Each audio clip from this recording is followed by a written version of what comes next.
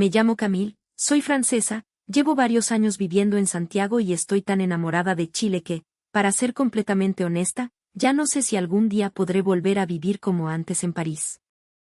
Y hoy voy a contarles una de las historias más vergonzosas de mi vida. Y esa misma noche yo empecé a sospechar de él. Sí, así como lo escuchan. Pensé que estaba intentando conquistarme. Pensé que esperaba algo a cambio. Pensé que detrás de ese gesto amable se escondía una intención que todavía no quería mostrar. Me pregunté durante horas.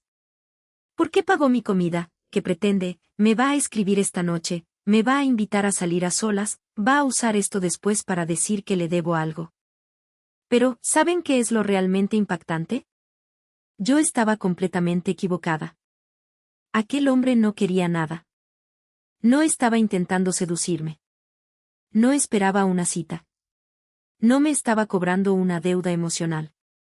Sí, porque habíamos comido juntos. Y créanme, me tomó muchísimo tiempo comprender el significado de esa palabra tan sencilla, porque sí. Lo pasé muy bien contigo. Después viene otro. ¿Qué te parece si la próxima vez salimos los dos? Y luego aparece la expectativa. Por eso, cuando Matías pagó mi parte de la cuenta, mi mente activó automáticamente todas las alarmas. Pero tampoco al día siguiente. Ni 2 días después. No hubo invitación. No hubo coqueteo. No hubo mensajes misteriosos. No hubo absolutamente nada. Había pagado porque sí.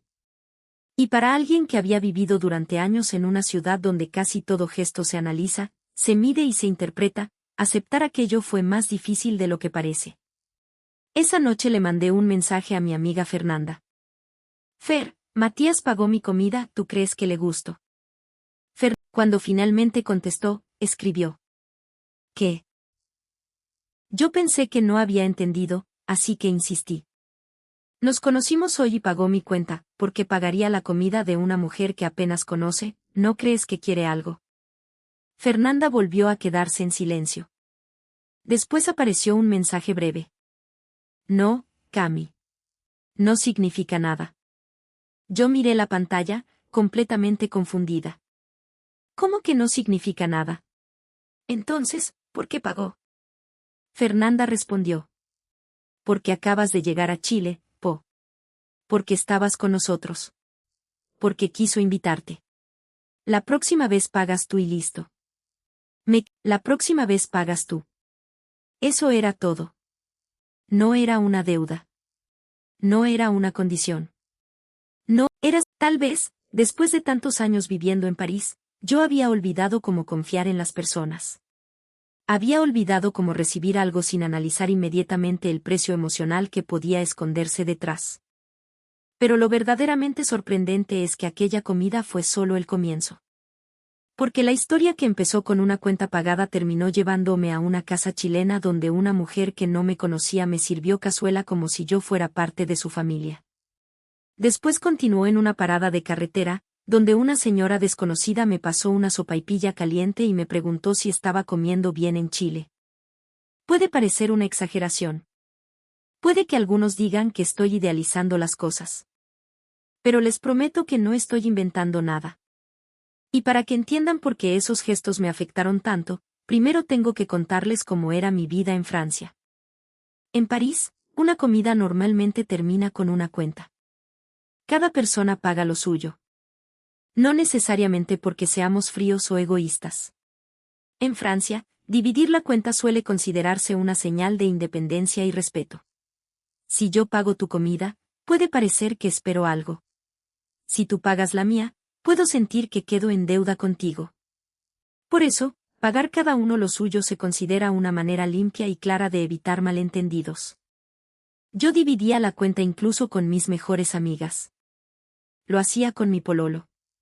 Lo hacía con compañeros de trabajo. Incluso cuando iba a tomar un café con mi propia madre, muchas veces cada una pagaba lo que había pedido. Y durante mucho tiempo me pareció completamente normal. Pero, ¿saben qué descubrí después de llegar a Chile? Detrás de aquella costumbre también existía una idea silenciosa. Tú eres tú y yo soy yo. No es algo malo. Es práctico. Es ordenado. Es racional. Pero, una frontera. Una forma de recordarnos que nadie le debe nada a nadie. En Chile, en cambio, descubrí otra lógica. Aquí alguien dice: yo invito. Y la otra persona responde: ya, pero la próxima me toca a mí. No se calcula exactamente cuánto costó cada plato. No se lleva una contabilidad perfecta. No se necesita devolver el mismo monto. Tal vez alguien invita un almuerzo y la otra persona después paga unas oncecitas, unos completos o un café. La devolución no está en el precio. Está en el gesto. Está en volver a sentarse juntos. Está en mantener viva la relación. Y antes de que alguien se enoje conmigo, quiero aclarar algo: sé perfectamente que no todos los chilenos son iguales. Sé que en Chile también existe gente interesada, personas que cobran cada favor y personas que jamás invitarían ni un vaso de agua. No estoy diciendo que Chile sea un país perfecto. Estoy contando lo que me ocurrió y cómo esos gestos cambiaron mi manera de entender las relaciones humanas. También tengo que hablar del trato hacia los adultos mayores. En Francia, la edad no crea automáticamente una jerarquía social. La idea dominante es que todas las personas deben ser tratadas como iguales, sin importar cuántos años tengan. Si una persona mayor se sube al autobús, puede que alguien le ceda el asiento, pero no siempre sucede. Muchas personas siguen mirando sus teléfonos. No necesariamente lo hacen por desprecio. Simplemente crecieron en una cultura donde la edad no establece por sí sola una relación especial entre dos desconocidos. Durante las comidas ocurre algo parecido. No existe una regla muy fuerte que obligue a esperar hasta que la persona mayor empiece a comer. Cuando llega la comida, cada uno comienza cuando quiere. Yo creía que aquello era la forma más natural de vivir. La edad es solo un número. Todos somos iguales. Eso repetía siempre. Pero en Chile empecé a observar pequeños gestos que me hicieron cuestionar mi seguridad. Recuerdo una tarde en el metro de Santiago. El vagón iba lleno. En una estación subió una señora mayor apoyándose lentamente en un bastón. Antes de que pudiera mirar a su alrededor, un joven que estaba sentado cerca de la puerta se levantó. No hizo un discurso. No puso cara de héroe. Ni siquiera esperó que la señora le agradeciera. Simplemente se puso de pie y le indicó el asiento con la mano. La señora se sentó y el joven volvió a mirar su teléfono. Yo le conté la escena a Fernanda, esperando que se sorprendiera. Pero ella respondió: Cami, eso es lo mínimo. Lo mínimo. Para mí no había sido algo pequeño. Había sido una señal silenciosa de reconocimiento. Era como decir: sé que usted está aquí. Sé que el viaje puede ser más difícil para usted. Yo puedo ir de pie. También vi cómo muchos chilenos se dirigían a las personas mayores con palabras que me llamaban profundamente la atención. Señora. Caballero. Don. Doña. Incluso tía o tío, aunque no existiera ningún parentesco. Al principio pensaba que aquello era demasiado familiar. Después entendí que no siempre se trataba de parentesco, sino de cercanía y respeto. En una feria de barrio escuché a un vendedor decirle a una mujer mayor: ¿qué le damos, caserita? Ella sonrió y empezó a elegir tomates como si llevara toda la vida comprando en ese mismo puesto. Tal vez era así. Tal vez no. Pero por un instante aquel intercambio parecía crear una comunidad. En París, muchas conversaciones comerciales son correctas, eficientes y breves. Y después estaban las carreteras. En Francia, las paradas de autopista tienen baños, máquinas de café, estaciones de servicio y algunos lugares donde comprar un sándwich. Normalmente uno entra, va al baño, compra algo rápido, carga combustible y continúa el viaje. No se queda demasiado tiempo. No conversa con desconocidos. No comparte comida con la persona de la mesa de al lado. Cada viajero llega por su cuenta y sigue su camino. Yo creía que esa era la función universal de una parada de carretera. hasta que viajé fuera de Santiago con una familia chilena. Pero antes de llegar a ese momento, tengo que volver a Matías y a la famosa cuenta del restaurante. Después de que pagó, pasé varios días sintiéndome incómoda. Tenía la sensación de deberle algo. No podía sacarme el tema de la cabeza. Finalmente, una semana después, le escribí. También invité a Fernanda, porque todavía me daba un poco de vergüenza reunirme a solas con él. Esta vez invito yo, donde quieren comer. Matías respondió. Donde sea. Elige tú. Y pensé como parisina. En París, cuando alguien hace algo importante por ti, una forma elegante de devolver el gesto es invitarlo a un lugar de un nivel parecido o incluso mejor. Así que busqué un restaurante francés bastante caro en Santiago. Tenía menú de varios tiempos, copas de vino seleccionadas y platos tan pequeños que parecían decoraciones. Hice una reserva. Cuando llegamos, Fernanda abrió la carta y se quedó en silencio. Miró los precios. Después me miró a mí. Cami, ¿estás segura? Sí. Yo dije que invitaba. Ella bajó la voz. Pero esto es demasiado caro. No importa. Matías pagó la vez anterior. Fernanda empezó a reírse. No, ¿qué cosa no entendí? Cuando alguien te invita a una comida, no tienes que devolverle exactamente el valor. Podríamos haber ido por unas empanadas, unos completos o una pizza. La idea era juntarnos otra vez, no hacer una compensación bancaria. Matías también se rió. Con un sándwich estaba feliz. En ese momento comprendí que yo seguía intentando pagar una deuda que nunca había existido. Para mí, la comida tenía un precio. Para ellos, la comida había creado una continuidad. La respuesta no era gastar más. La respuesta era volver a estar juntos. Eso era todo. Podía ser un asado. Podía ser una once con pan amasado. Podía ser una empanada de pino comprada en una picada. El valor no estaba en el menú. Estaba en la mesa compartida. Esa noche finalmente nos quedamos en el restaurante, porque ya tenía la reserva y me negaba a cancelarla. Pero Matías pasó toda la cena haciendo bromas sobre las porciones. Cuando llegó un plato con 3 pequeños trozos de pescado, lo miró y dijo. Y el resto viene en otro camión. Fernanda casi se atragantó de la risa. Yo también me reí. Y por primera vez entendí que nadie estaba midiendo lo que debía. Solo estábamos disfrutando el momento. Unos días después, Fernanda me dijo algo que me puso nerviosa. Mi mamá quiere conocerte. ¿Por qué? Porque le he hablado de ti. Tengo que llevar algo. No, solo anda.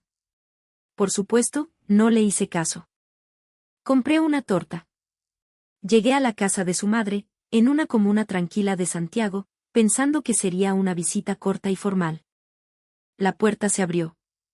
La señora Patricia me recibió, miró la caja de la torta y dijo. Ay, mijita, ¿para qué se molestó?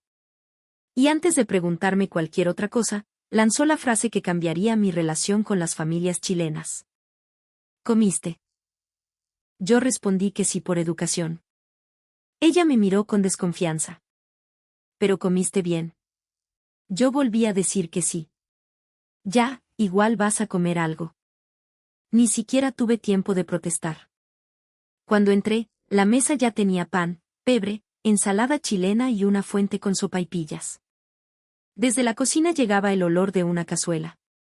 Yo había ido solamente a saludar. 15 minutos después estaba sentada frente a un plato enorme, con un trozo de zapallo, una papa, choclo y carne.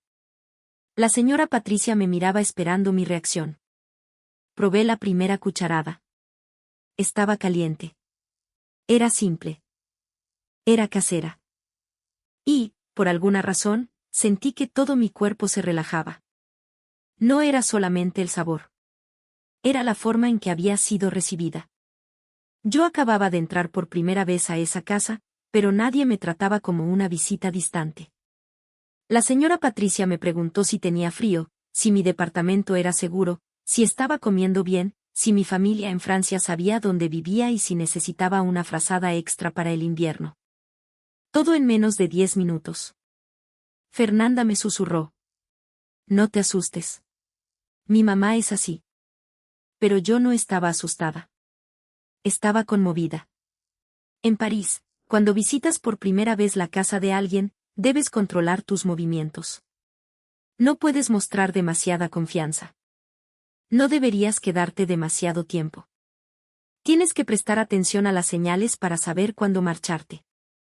En la casa de la señora Patricia ocurrió lo contrario. Cuando intenté levantarme para ayudar a lavar los platos, me dijo: déjalos ahí, mijita. Usted está de visita. Después me ofreció té. Luego café. Luego más pan. Después preguntó si quería repetir cazuela. Cuando finalmente dije que estaba completamente llena, sacó un pote y empezó a guardar comida. Llévate esto para mañana. Yo intenté negarme. Ella ni siquiera escuchó. Metió el pote dentro de una bolsa, agregó pan amasado y también un trozo de torta. Llegué con una torta. Me fui con comida para 2 días. Y aquí quiero decir algo que quizás algunos chilenos no notan porque han vivido siempre con ello. En muchas casas chilenas, preguntar, ¿comiste?, no es una consulta sobre nutrición. Es una manera de decir: me importas. Quiero saber si estás bien. Mientras estés aquí, no vas a pasar hambre. Para alguien que vivió durante años en una ciudad donde la independencia se considera casi una obligación moral, que otra persona se preocupara tan directamente por mí fue desconcertante. También fue sanador. Una semana más tarde, Fernanda me invitó a un paseo con su madre. Iremos hacia el sur por el día, ¿te sumas? Acepté. Salimos temprano desde Santiago. La señora Patricia llevaba una bolsa enorme con agua, fruta, sándwiches, servilletas, medicamentos, dulces y varias cosas que, según ella, podían hacer falta. Yo me reí. Parecía preparada para sobrevivir una semana en la montaña, aunque solamente íbamos a pasar el día fuera. Después de varias horas en la carretera, paramos en un servicentro. Yo esperaba una experiencia rápida y silenciosa, como en Francia. Baño. Café. Combustible. Continuar. Pero en cuanto bajamos del auto, la señora Patricia cambió completamente. Durante el viaje había estado tranquila, mirando por la ventana. En la parada comenzó a caminar de un puesto a otro con una energía impresionante. Había empanadas. Pan amasado. Sopaipillas recién fritas. Churrascos. Café. Mote con huesillos. Dulces chilenos. Productos artesanales. Una señora vendía mermeladas. Otra tenía quesos. En una esquina, varias familias comían alrededor de mesas de plástico. Algunos niños corrían. Un grupo de adultos mayores conversaba bajo el sol. Había camioneros, turistas, trabajadores y familias completas. No parecía una simple interrupción del viaje. Parecía un pequeño punto de encuentro. La señora Patricia se puso en una fila para comprar sopaipillas. Delante de ella había otra señora mayor. De pronto comenzaron a conversar. ¿Están buenas aquí? Sí, pero tiene que pedirlas recién hechas. ¿Y el pebre?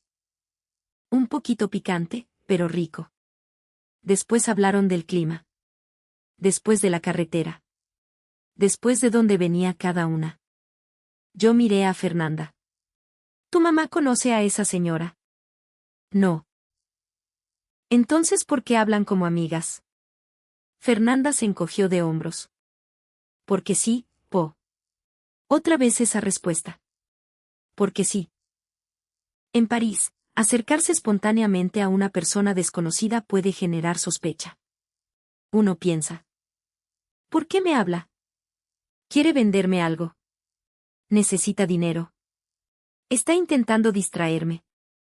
En aquella parada chilena, 2 mujeres que probablemente nunca volverían a verse hablaban de sopaipillas como si fueran vecinas. Y lo más increíble ocurrió unos minutos después. La señora que estaba delante de Patricia recibió su pedido. Tomó una sopaipilla caliente, se dio vuelta y me la ofreció. Pruebe, mijita. Están buenas. Yo me quedé inmóvil. ¿A mí? Sí, Po. Para que pruebe. La recibí con las dos manos. Muchas gracias. La señora me observó durante unos segundos. ¿De dónde es usted? De Francia. ¿Tan lejos, y le gusta Chile? Muchísimo. ¿Y está comiendo bien? La pregunta me hizo sonreír. Otra vez lo mismo. No me preguntó en qué trabajaba. No me preguntó cuánto ganaba. No quiso saber si estaba casada. Quiso saber si estaba comiendo bien. Le dije que sí. La señora asintió, satisfecha. Ya, qué bueno. Cuídese harto. Y se fue. Eso fue todo. No pidió mi número. No intentó venderme nada. No esperaba que le devolviera el gesto. Me dio una sopaipilla y siguió su camino. Durante el resto del viaje, llevé esa sopaipilla en las manos como si fuera algo valioso. Podría parecer ridículo. Era solo masa frita. Costaba poco. Había cientos iguales en el puesto. Pero para mí no era solo comida. Era una prueba. Una prueba de que alguien podía darte algo simplemente porque quería compartirlo. Una prueba de que la generosidad no siempre tenía una cláusula escondida. La comí dentro del auto mientras avanzábamos por la carretera. Estaba tibia. Crujiente por fuera. Suave por dentro.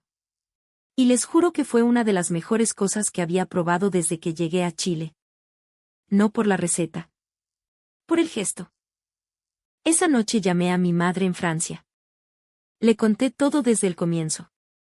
Le hablé de Matías y la cuenta del restaurante. Le expliqué que nunca me había escrito para pedirme una cita. Le conté cómo la madre de Fernanda me había servido cazuela y después me había mandado a casa con comida. Finalmente, le relaté lo de la señora de la carretera y la sopaipilla. Mi madre escuchó en silencio. Yo pensé que se emocionaría. Pero cuando terminé, dijo: Camille, ten cuidado con ese hombre. Me dio tanta risa que tuve que sentarme. Mamá, no quiere nada. No me ha escrito. Eso es lo que tú piensas.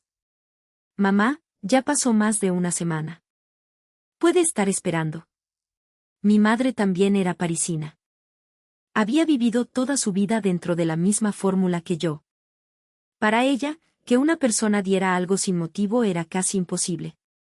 Todo gesto debía tener una explicación. Todo favor generaba una deuda. Toda generosidad inesperada podía esconder un interés. Entonces le dije: Mamá. Yo también pensé así al principio. Pero nadie me ha pedido nada. Matías pagó y después siguió con su vida. La señora Patricia me dio comida porque creyó que podía tener hambre. La mujer de la carretera me dio una sopaipilla y se fue. No hay una segunda parte. No existe una condición. Fue solamente porque sí. Mi madre se quedó en silencio. Durante varios segundos no escuché nada. Después habló con una voz más baja. Camille, parece que estás en un buen lugar.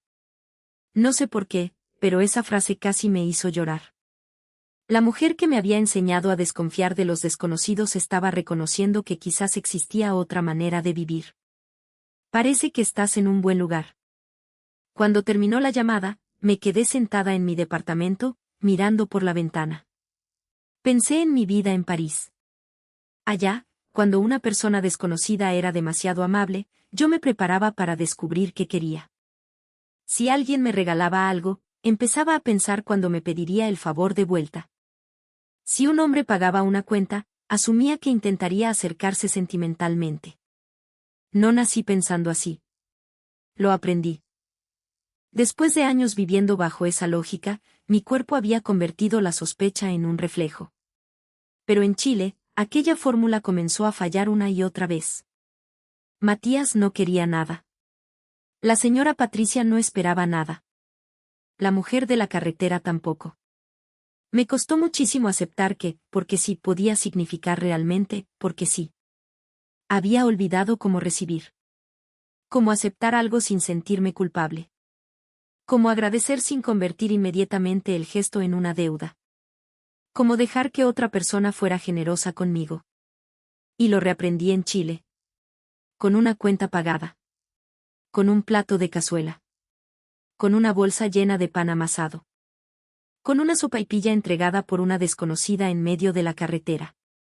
Por eso, cuando algunos extranjeros hablan de Chile únicamente mediante estadísticas, rankings, salarios, problemas políticos o comparaciones económicas, siento que están dejando fuera algo esencial. Sí, Chile tiene problemas. Muchos. La desigualdad existe. La gente vive cansada. El costo de la vida preocupa. Hay desconfianza. Hay delincuencia. Hay discusiones políticas que dividen familias enteras. También existen personas frías, abusivas e interesadas. Pero un país no está compuesto solamente por sus problemas. También está hecho de gestos cotidianos que rara vez aparecen en los titulares. De la señora que pregunta si comiste. Del amigo que dice, yo invito, aunque no esté sobrado de plata. Del vecino que manda un plato cuando cocina demasiado. Del conductor que ayuda a subir un bolso. De la persona que te explica qué micro tomar aunque tenga prisa. De la familia que te agrega un puesto en la mesa sin pedir explicaciones. Ese Chile no siempre aparece en las noticias internacionales. Pero existe. Yo lo vi. Yo lo recibí. Y, de alguna manera, me salvó. No digo esto como una frase bonita para conseguir visitas. Lo digo en serio. Cuando llegué a Santiago, estaba agotada. Había vivido durante años tratando de demostrar que podía ocuparme de todo sola. Nunca pedir ayuda. Nunca deber nada. Nunca depender de nadie. Creía que ser adulta significaba no necesitar a los demás. En Chile descubrí algo diferente. Ser independiente no significa vivir aislada. Aceptar una invitación no te vuelve débil. Dejar que alguien te cuide no te quita libertad. Compartir una comida no crea necesariamente una deuda. A veces crea un vínculo. Y aquí viene la parte que puede causar polémica. Muchos europeos miran a América Latina desde una posición de superioridad. Hablan de organización. De eficiencia.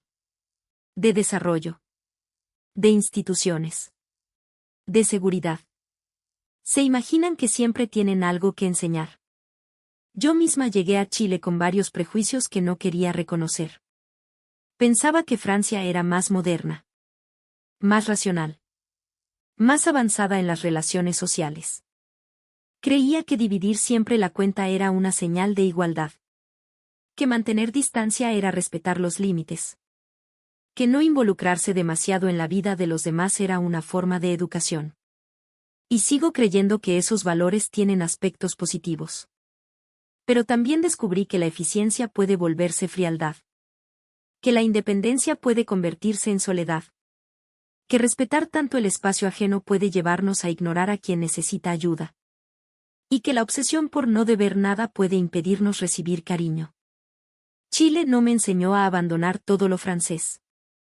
Me enseñó a cuestionarlo. Me enseñó que una cultura no es superior solo porque parece más ordenada.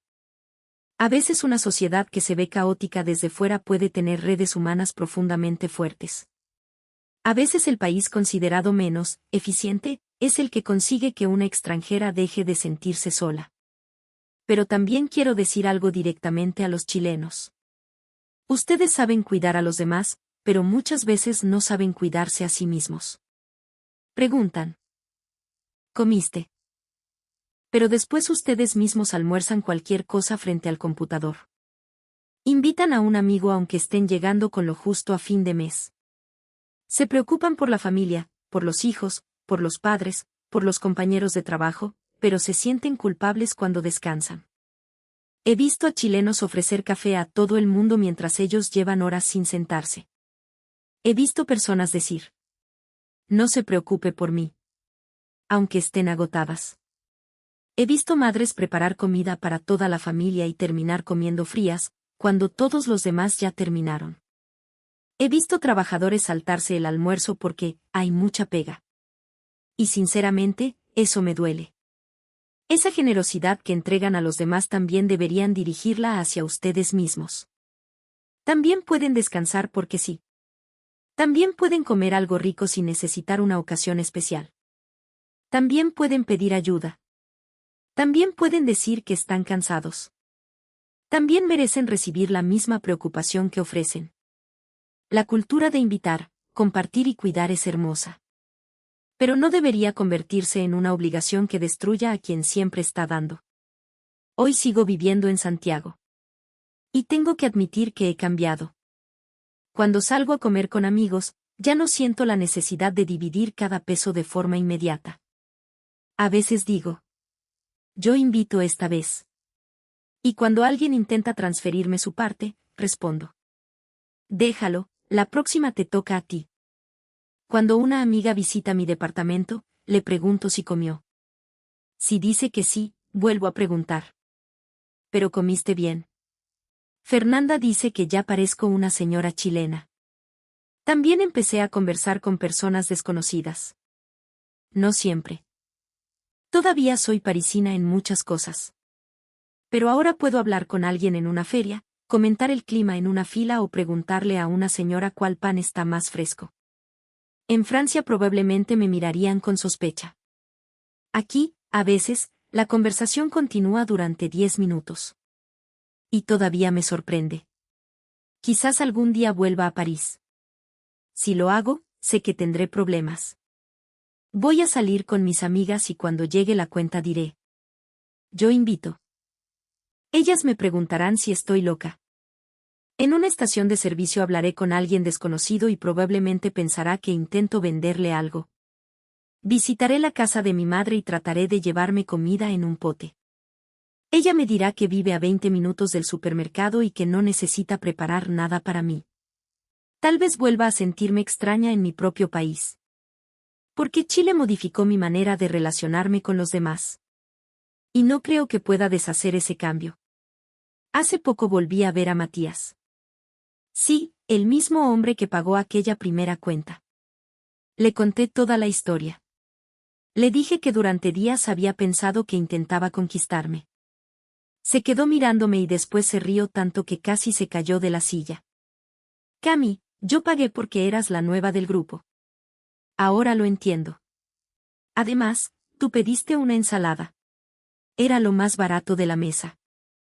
Eso no ayuda, Matías.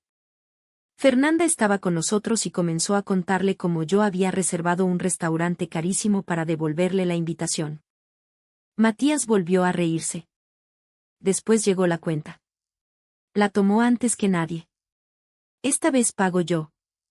Lo miré. Ni se te ocurra. Pero si yo invité la primera vez. Precisamente. Ahora me toca a mí. Discutimos durante varios minutos. La persona que atendía nos miraba sin saber qué hacer. Finalmente pagué yo. Al salir, Matías dijo. Ya. La próxima invito yo. Y por primera vez esa frase no me generó ansiedad.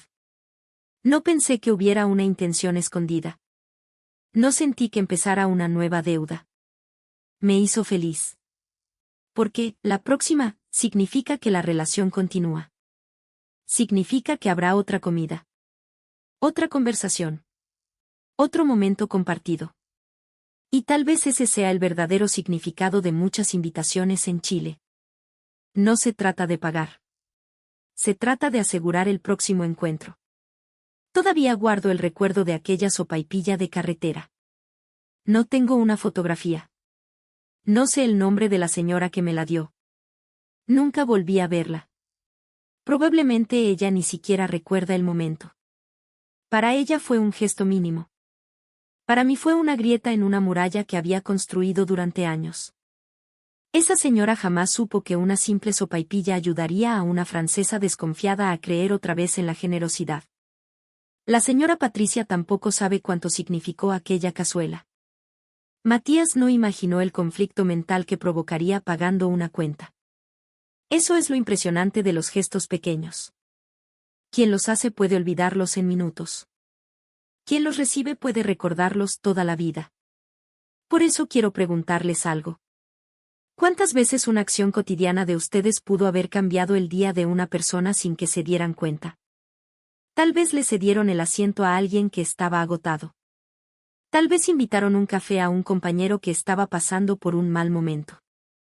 Tal vez le dieron indicaciones a un turista perdido. Tal vez mandaron comida a un vecino. Tal vez dijeron, avísame cuando llegues, sin pensar que esa persona llevaba años sintiendo que a nadie le importaba su regreso. Son frases pequeñas. Son acciones normales. Pero no siempre son pequeñas para quien las recibe. Yo llegué a Chile pensando que necesitaba aprender español chileno, entender los modismos, acostumbrarme a la velocidad con la que hablan y descubrir qué significaban palabras como cachai, al tiro, pololo, pega o fome. Pero terminé aprendiendo algo mucho más importante. Aprendí a confiar un poco más. Aprendí a recibir. Aprendí a sentarme a una mesa sin calcular inmediatamente lo que debía devolver. Aprendí que la pregunta, ¿comiste?, puede significar, te quiero. Aprendí que una bolsa con pan amasado puede ser una despedida cariñosa. Aprendí que, la próxima invito yo, no siempre crea una deuda. A veces crea un futuro. Chile no me cambió con grandes discursos. No fue una bandera. No fue un monumento. No fue una campaña turística. Fueron personas comunes. Una amiga. Una madre. Un hombre que pagó una comida. Una señora desconocida en la carretera. Fueron pequeñas acciones hechas porque sí. Y todas esas acciones juntas derritieron una parte de mí que se había endurecido en París. Por eso digo que Chile me rescató. No porque mi vida aquí sea perfecta. No porque todos los días sean buenos. No porque no existan problemas.